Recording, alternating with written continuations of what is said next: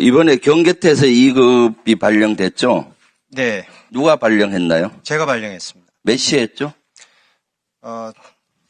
22시 40분에 구두 지시로 했습니다.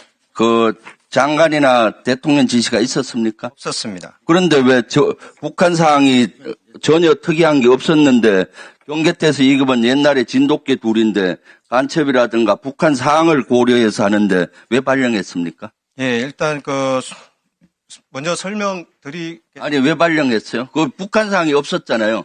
22시 30분경에 제가 전화 보고를 받고 이 상황이 무엇인지 판단이 안 된 상태에서 애매모호한 상태이기 때문에 지금 가장 중요한 부분은 일단 경계태세를 강화시켜서 안보를 강화시켜놔야 되겠다.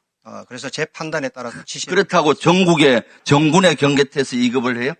예, 그거는 지금도 제 판단이 지금까지 경계태세 2급 중에 북한 사항이 아닌 가운데 경계태세 2급을 발행한 적은 한 번도 없어요. 이것은 우리 민간에 지대한 영향을 주기 때문이죠. 저도 제가 한다면은 생활 하면서 4단 정도 하면은 이해가는데 맞이한 것도 제가 처음입니다. 그래서 제가 판단할 수 군생활을 하면서 할 수 있는 것은 일단 대북부터 오판 모든 문제를 안전적으로 확보를 해놔야 되겠다. 해서 제가 경계태세를 하라고 지시를 그 개변이고 북한 사항은 전혀 이상 없었어요. 안보실장도 퇴근하고 국정원장도 퇴근하고 의장도 퇴근한 사항인데 무슨 계엄을 지원 군을 동원 이번에 정군 비상계엄이기 때문에 정군을 계엄을 지원하기 위한 출동세서를 유지하기 위해서 한 걸로밖에 안 보여요. 저는 그렇게 보지 않습니다. 그렇게 경계태세를 강화해야지만이 스톱 잠깐 경계태세 2급 조건이 안 됐는데 경계태세 2급을 걸은 거예요. 전혀 조건이 안 됐는데 비상계엄도 조건이 안 됐는데 걸은 거고요.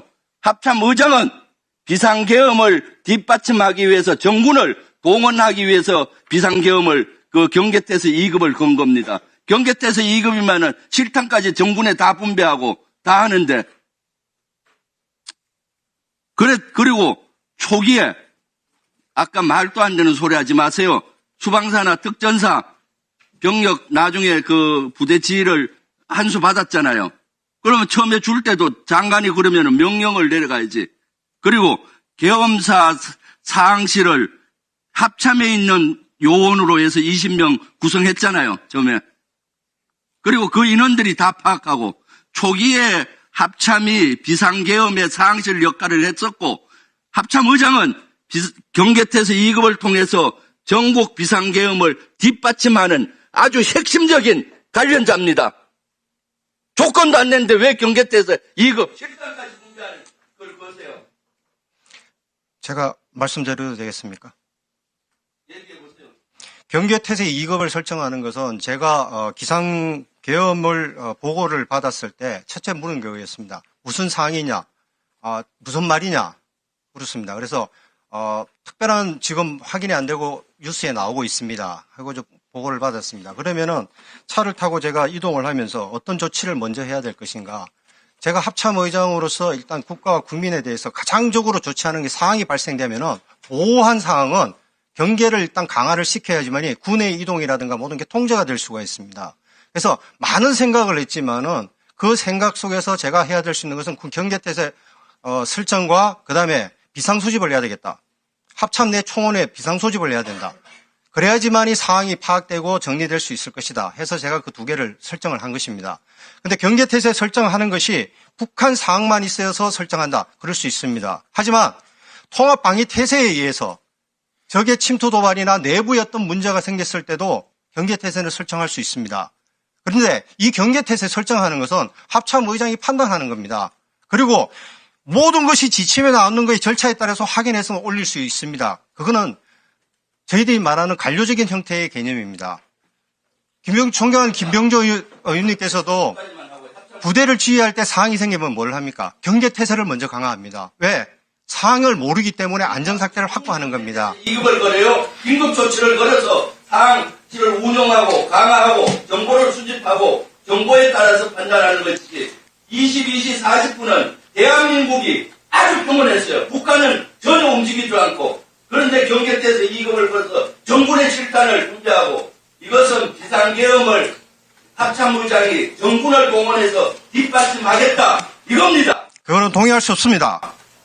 합참의장은 어떻게 그것을 경계태세 2급 설정한 것이 비상계엄을 자, 지원한다고 얘기하시는 것은 그는 군 총원이 비상계엄에 동의하고 들어간다는 얘기입니다. 그거는 자, 그렇게 말씀하시면 안 됩니다. 그거는 예, 총원이 질문입니다. 군 총원이 말씀하십시오. 국방부 자체에 조사를 하세요. 사실 경계태세 이게 조건도 안 됐는데 정군의 비상을 걸어서 정군의 실탄을 하고 이런 적은 세상에 한 번도 없어요. 북한 상황이 아닌 가운데서 이렇게 그런 적은. 저도 제가 군생활 하면서 비상계엄을 처음 경험했습니다. 그러면 그렇기 때문에 제가 할 수 있는 것은 직을 걸고 비상계엄을 막았어야지. 제가 들어와가지고 상황을 파악을 하면서 비상계엄을 직을 던지고 이것은 잘못됐으니까 직을 거기서 던지는 거지. 네. 자, 의장님. 이것은 여기 검찰차장 수사하세요. 알았죠? 이거는 아주 중요한 거예요. 자, 대통령이 아니라 국정조사위원으로서 요구하는 겁니다. 네네. 자, 박주택 의원 조용히 하세요. 내가 발언되니까. 이게 끝났어요, 발언 게. 자, 가만히 계세요. 의장님, 의원이 질의하면은, 감정을 섞어서 그렇게 대답하시는 것은 옳지 않다고 생각을 합니다.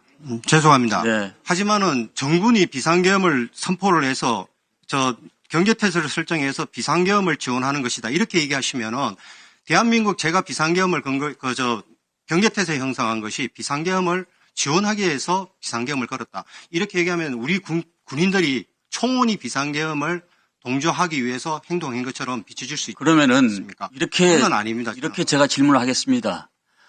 합참의장은 우리 군의 군번이 0번, 1번입니다. 1번이면은 불법 비상계엄이 선포가 됐으면은 이 국회 선관위 다른 지역에 6군데 나간 군 병력들을 바로 철수하라고 했어야죠.